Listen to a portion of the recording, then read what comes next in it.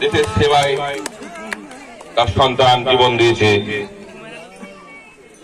সবাই আমার পাগল বলে, কিন্তু আমি পাগল না, আমি পাগল না, আমি পাগল না।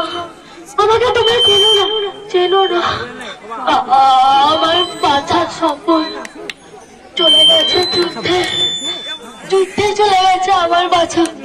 ওকে তোমরা চিনবে না, ওর মাথায় চুল বসে, লাল টকটকে চোখ, ওর বুকে স্বাধীনতা সুখ। ও চায় এই দেশ স্বাধীন করতে, কিন্তু কিন্তু ও আর ফিরে আসেনি। ও আমায় বলেছিল, আমি তোমার জন্য ওই লাল টকটকে সূর্যটা নিয়ে আসবো, কিন্তু আসেনি। কোথায় আয় বাছা, আয়। ওর বাপ তো ওই স্বাধীনতার জন্য যুদ্ধে গিয়ে মরে গেল, আর ওরটা বিরল করে আক্রান্ত হয়ে মরে গেল।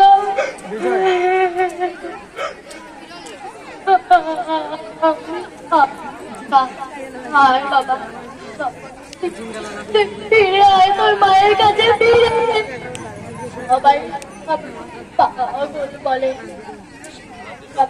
পাগল বলে, আমি পাগল না। এই তো সব পছন্দের খাবার রান্না করেছি, ওরা ঝাল কথাই আসবে না, তোর মোড়ার গরম বানাইতে আসবে না। হয়তো তোকে কোকুম না বাবা, কোনোদিন কোকুম না।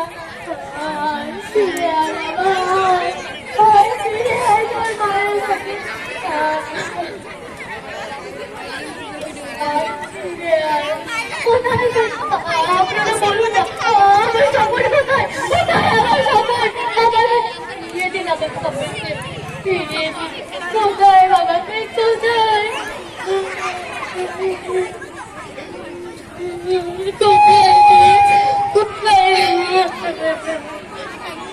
ফিরে আয়, তোকে রকম না, কোথায় দিচ্ছি,